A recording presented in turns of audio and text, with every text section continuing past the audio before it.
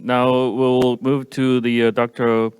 Louk Absil from TNO, the Netherlands Institute of Applied Science. Louk, the stage is yours.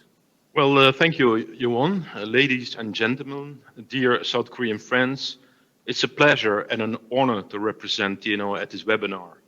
My name is Louk Absil. I'm the Director for Force Protection, Munitions and Weapons, and responsible for all the research in this field at TNO. And for the last 6 years, I have been highly involved in the collaboration between South Korea and TNO, working particularly with the Agency for Defense Development. Unfortunately, we live in challenging times with the coronavirus affecting the world. And at the foremost, I hope that you and your loved ones have not been affected by the virus too much. The coronavirus also prevented TNO to participate in the celebrations honoring the 50 years existence of ADD, celebrated on the 6th of August. Therefore, I would like to take the opportunity, also on behalf of the board and the whole TNO team, to congratulate ADD with that milestone and with being such a world-class defense R&D center. For half a century now, and of course TNO wishes you also a very prosperous future. Okay, I think I'll continue with introducing TNO. Thank you. So our mission is to support the government and the Dutch society with the introduction of innovations and to strengthen the competitiveness of industries with the motto Innovation for Life. We're not part of the government, and we are not a commercial business. Instead, we exist because of a governmental decree, the TNO law, which was initiated in 1932. Currently, we have a turnover of about 500 million euros and over 3,500 employees working in 9 units. These include, for instance, the industry unit, where they look into advanced materials, new production technologies. We have an energy unit where they look into alternative energy sources like solar, like wind and nuclear energy. We have a healthy living unit, which studies, for instance, aging of our society as well as healthy food.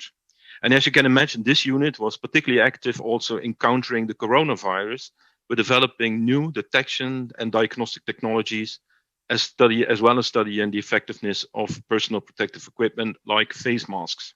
Then we have units on traffic and transport, infrastructure, maritime, ICT, and circular environment.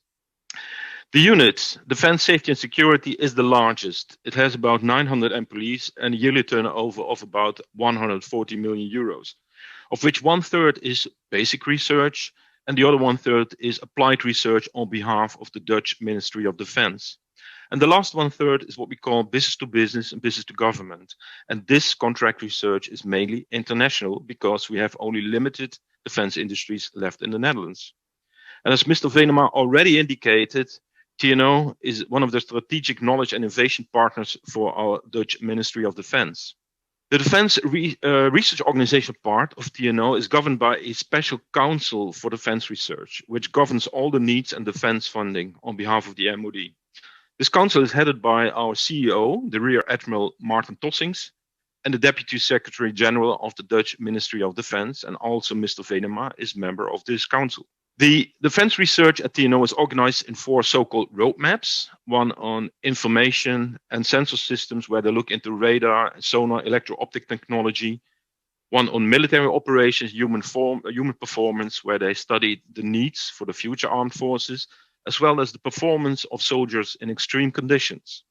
It's my roadmap on protection, munitions and weapons, and the last one, which is involved in national security studies on behalf of our Justice Department, the Counterterrorism Organization, as well as the National Police. Our role for the Dutch Ministry of Defense varies. It goes from fundamental research, where we, for instance, study by Technology Watch emerging technologies like quantum computing, artificial intelligence, cyber security, to explore their potential on behalf of the Dutch defense domain, but also to counter possible threats. We also support our MOD in the procurement and evaluation of new weapon systems, as well as investigating incidents in operations like accidents with munitions. And we are proud to have been conducted this role for over than 70 years now. Our research is often based on 3 pillars: the analytical research, modeling and simulation, as well as experiments. And this is done really to understand the different physical phenomena that can take place in defense research. And to that purpose, we have a lot of quite unique experimental facilities like a bunker where we can do end ballistic tests and can detonate up to 25 kilos of explosives. Currently, we are supporting the largest technology programs ongoing in our Navy, which concern the replacement programs of the multi-purpose M frigates for the Navy, the Walrus-class submarines, and our mine destroyers. These programs amount to about 6 million or billion euros, and the first new vessels are expected to enter the Navy in 2027. TNO is involved in supporting the Materiel Command with drafting the system requirements, do candidate selection, and develop world-class sensors like radar and new sonar systems. TNO also provides support with the optimal layout and protection design of essential compartments like the command room or the munition storage sites. We do signal reduction and weapon suites that are needed to counter the ballistic blast and underwater threats. I think as an example of one of the emerging technologies that we're also investigating now is the potential of high energy laser weapons, and particularly for ship self-defense purpose. And therefore, we have built our own indoor setup where we can operate a 30 kilowatt high energy laser to study its effectiveness, but also to study and to develop new countermeasures. Also, our Army now has interest in these high power laser weapons also for land systems. And of course, we can expect that such laser weapons might enter the battlefield in about 5 years from now. So it's quite a threatening idea. The largest program in our Dutch Air Force is the introduction of 46 F-35 fighter jets. And after having played a role in the candidate selection, TNO supports also the training of the pilots in the US, as well as studying the performance of pilots under these extreme G-forces, and the selection of the various missile systems and weapon mix. And as an example, TNO was highly involved in the development of a new round for the 25mm caliber cannon installed in the F-35. This is because the US round uses depleted uranium, which is an absolute no-go for our Air Force. So therefore, the Air Force contracted TNO together with the German company Rheinmetall to develop an alternative round based on FOB fragmenting munitions. Now, the US Air Force has also conducted qualification tests with this round and might select the round also for future use. In the land domain, the largest program is particularly the replacement of the entire fleet of wheeled vehicles. Furthermore, a program called Future Combat System has been initiated, which is aimed at enhancing the firepower and restore the anti-tank capabilities after our Leopard tank has been taken out of service. And at TNO, we conduct conceptual studies and evaluate different options for such a new combat system. Another study that we are highly involved in is a European Defence Agency program where we are developing a new innovative composite bottom plate for lightweight vehicles. We do this together with the German company Krauss-Maffei-Wegmann, the French Nexter, and the Italian company Iveco. I think quite an impressive and interesting program. Another example that we are involved in the land domain is that we, together with Raytheon, the US company, TNO is developing an extended range artillery grenade, which can be fired up to a distance of 80 to 100 kilometer distance. Raytheon develops the warhead, and TNO is developing the propulsion system based on solid fuel ramjet technology. And this propels a grenade up to speed of about Mach 3 after it has been fired by the cannon. And I think this is a typical example of what TNO is about. TNO is about that's making the unthinkable happen. The last example I would like to mention is that we are also very much involved in the soldier modernization program, which is conducted for the land forces and which is particularly focused on the development of new light soldier systems with the motto "Fight Light."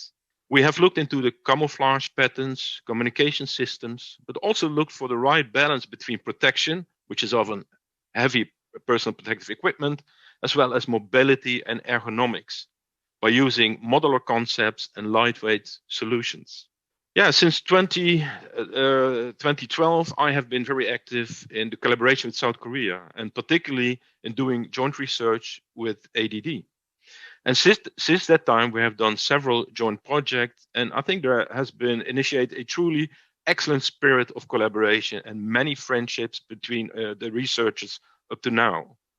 And as an overview, we jointly work on new test capabilities, develop new software tools for vulnerability studies, study new propellants, and have worked together on new protection technologies against different threats.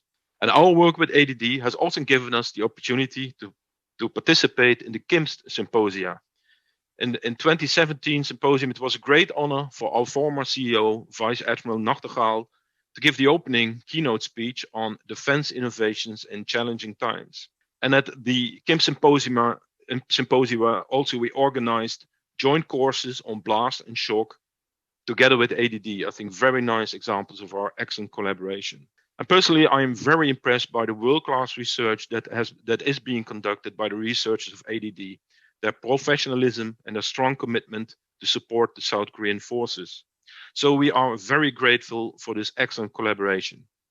And therefore, we are also extremely happy that our Montreal command has decided to sign an MOU with ADD as well.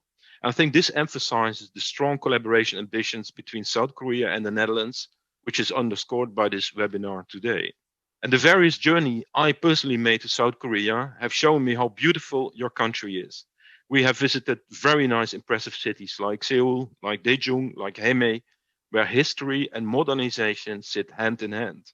I also had the opportunity to go to Jeju Island, where ADD provided a tour, and we visited the Yak-Shuna Temple, the beautiful Seongsan Vulcan Island, and of course looked at the ship of the Dutch explorer Hendrik Hamel, who stranded on Jeju Island about 350 years ago.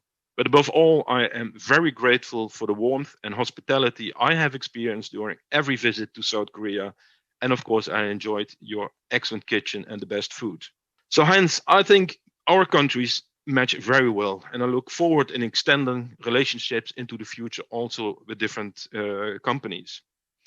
I would like to thank Contra and NEDV for organizing this webinar and giving me the opportunity to have this speech for you.